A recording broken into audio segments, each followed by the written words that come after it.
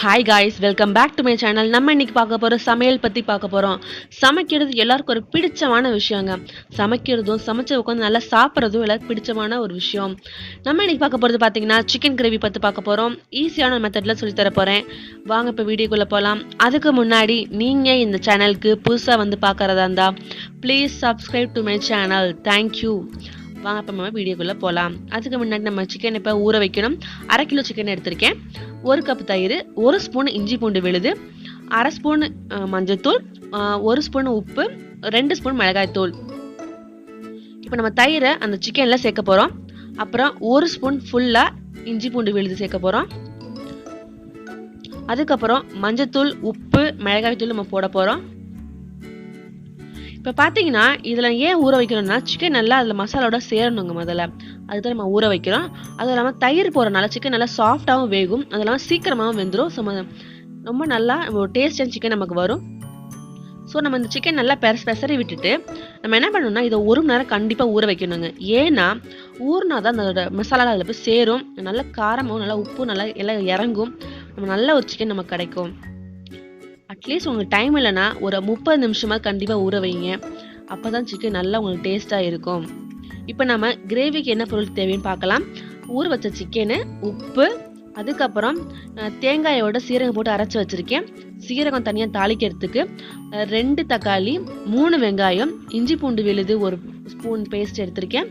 மல்லித்தூள் 2 ஸ்பூனு, அதுக்கப்புறம் வந்து சக்தி மசாலோட chilli chicken powder 1 spoon, garam masala 1 spoon. வாங்க எப்படி செய்யலாம் காமிக்கிறேன். இன்னைக்கு நம்ம ஃபஸ்ட்டு ஒரு கெடாயில் 2 குழி கரண்டி அளவு வந்து எண்ணெய் ஊற்றிக்கோங்க. அதுக்கப்புறம் ஜீரகத்தை எடுத்து தாளிச்சுக்கோங்க. ஜீரகம் நல்லா பொரிஞ்சதுக்கப்புறம் நம்ம பொடியாக நறுக்கி வச்ச 3 வெங்காயத்தை அதில் சேர்த்துக்கோங்க. வெங்காயம் எவ்வளோக்கு நல்லா உங்களுக்கு ப்ரௌனிஷாக நல்லா வதங்குதோ அப்போ தான் அந்த வெங்காயத்தோட வாசனை நல்லா சிக்கனில் இறங்கும். இப்போ வெங்காயம் நல்லா உங்களுக்கு ப்ரௌன் ஆனோடனே இப்போ நம்ம என்ன பண்ணணும்னா இஞ்சி பூண்டு விழுது அதில் சேர்க்கிறோம். இஞ்சி பூண்டு விழுது நல்லா வதங்கணுங்க. ஏன்னா அதோட வாசம் போகிறதுக்கு நல்லா வதங்கினாதான் கிரேவி உங்களுக்கு பச்சையாக இல்லாமல் நல்லா உங்களுக்கு வாசமாகவும் இருக்கும். நல்லா உங்களுக்கு ஒரு டேஸ்டியாக கொடுக்கும். இப்போ இஞ்சி பூண்டு விழுது நல்லா வதங்கிருச்சு. இப்போ நம்ம வெட்டி வச்ச தக்காளியை நம்ம சேர்த்துக்கிறோம். நான் 2 தக்காளி சேர்த்துருக்கேன். இப்போ என்ன பண்ணுறோன்னா இந்த கரம் மசாலா, இந்த சில்லி சிக்கன் பவுட்ரு, அதுக்கப்புறம் வந்து தனியா தூளை அதை நம்ம சேர்த்துக்கிறோம். இப்போ நல்லா அது வதக்கணுங்க. இந்த பார்த்தீங்கன்னா இப்போ நல்லா வதங்கி தனியாக அந்த எண்ணெய் பிரிய அளவுக்கு இருக்கணும். இப்போ எண்ணெய் பத்தலைன்னா கண்டிப்பாக சேர்த்துக்கோங்க. ஏன்னா எண்ணெய் சேர்க்கறத நம்ம அடி பிடிக்காமல் நல்லா வரும் உங்களுக்கு. அது இல்லாமல் சிக்கன் நல்லா சாஃப்டாகவும் இருக்கும். உப்பு இந்த சிக்கன்லேயும் போட்டிருக்கேன், இதுலேயும் நீங்கள் சேர்த்துக்கோங்க. உங்களுக்கு கிரேவி தகுந்த மாதிரி உப்பு நீங்கள் சேர்த்துக்கோங்க. இப்போ பார்த்தீங்கன்னா எண்ணெய் தனியாக பிரிஞ்சு மசாலா நல்லா வதங்கியிருக்கு. இந்த டைமில் நம்ம ஊற வச்ச சிக்கனை நம்ம போட்டுக்கணும். சிக்கனில் நான் தயிர், இஞ்சி பூண்டு விழுது, மிளகாய்த்தூள், மஞ்சள்தூள், உப்பு போட்டு நல்லா நான் ஊற வச்சுருக்கேன் 1 மணி நேரத்தில். சிக்கனை மசாலா நல்லா ஃபுல்லாக பரடுற மாதிரி நல்லா உங்களுக்கு சிக்கனை பரட்டி விட்டுக்கோங்க. அப்போ தான் எல்லா பக்கம் மசாலா பரவும். இப்போ சிக்கனோட கலர் சேஞ்ச் ஆகணும். அதுக்கு நல்லா கிண்டிகிட்டே இருங்க, கொஞ்சம் அடி பிடிக்காம.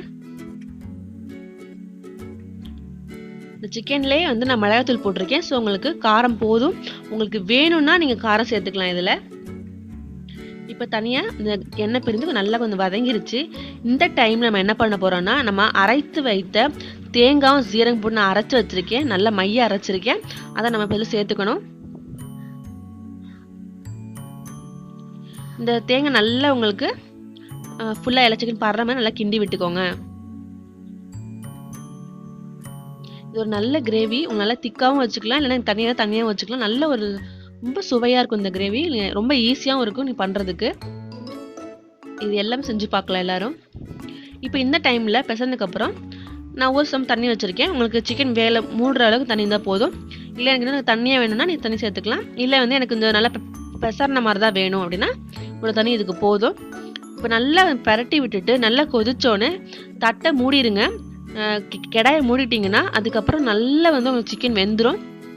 வெந்ததுக்கப்புறம் இதோட ப்ரொசீஜரே அவ்வளோதான். ரொம்ப ஈஸியாக இருக்கும், ரொம்ப டேஸ்ட்டாகவும் இருக்கும். இப்போ நம்ம இதை மூடி வச்சுக்கிறோம். பார்த்தீங்கன்னா சிக்கன் நல்லா வெந்துருச்சு, குழம்பும் ரெடி ஆயிடுச்சு. சிக்கன் கிரேவி செம்மையாக இருக்குது. இந்த கிரேவி கண்டிப்பாக உங்களுக்கு பிடிக்கும். பிடிச்சிருந்தா கண்டிப்பாக ட்ரை பண்ணி பாருங்கள். இந்த வீடியோ பார்த்ததுக்கு ரொம்ப நன்றி. தேங்க்ஸ் ஃபார் வாட்சிங். Thank you so much.